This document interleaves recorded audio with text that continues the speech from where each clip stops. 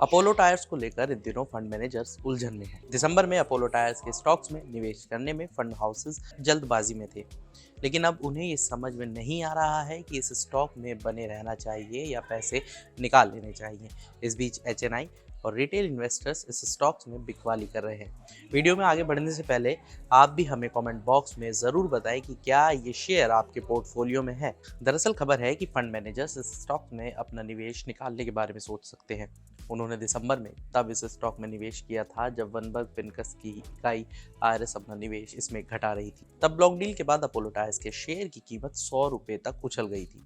इस स्टॉक में जनवरी और फरवरी में भी तेजी देखने को मिली थी। हालांकि इस दौरान रबड़ और ऑयल की कीमतों में उछाल था। ये माना जा रहा था कि ऑटो की स्ट्रॉन्ग सेल्स की वजह से अपोलो टायर्स की छोटी मुश्किल खत्म हो जाएंगी। अब रबड़ और क्रूड ऑयल की कीमत ऐसे लेवल पर पहुंच गई है जिनमें अनदेखी नहीं की जा सकती।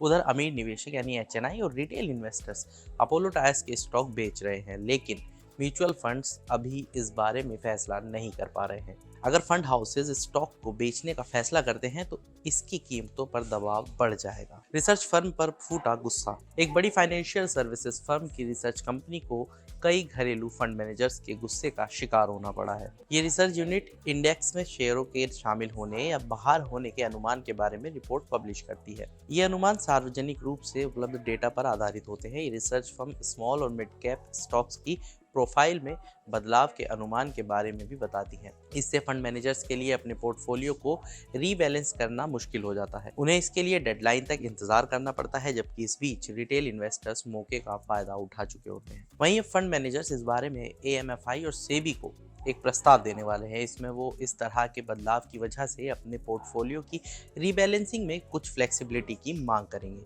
वेरेनियम क्लाउड के स्टॉक्स में 18 मार्च को 5% उछाल आया। ये स्टॉक सिर्फ 5 महीने में अपनी पीक से करीब 80% गिर चुका है, इसलिए 5% का उछाल कोई बड़ी बात नहीं है। इस कंपनी में प्रमोटर्स की शेयर होल्डिंग से कुछ संकेत मिलते हैं। सितंबर और दिसंबर तिमाही के बीच प्रमोटर्स की शेयर होल्डिंग 63% से गिरकर 36% पर आ गई। खास बात यह है कि एक प्रमोटर पिछले 2 महीनों से शेयर खरीद रहा है, लेकिन ये शेयर वेरेनियम क्लाउड्स के नहीं है। प्रमोटर विनप्रो, सेक्यूआर क्रेडेंशियल्स और हेड्सअप वेंचर्स के स्टॉक खरीद रहा है। बाजार में अनिश्चितता के बीच डाइवर्सिफिकेशन अच्छी स्ट्रेटेजी है। कुछ समय पहले तक सोशल मीडिया पर इन्वेस्टर्स फोरम ये कहते नहीं थक रहे थे कि स्मॉल कैप और मिड कैप कंपनियों का भविष्य कितना उज्जवल है। अब हवा ने दिशा बदल दी है।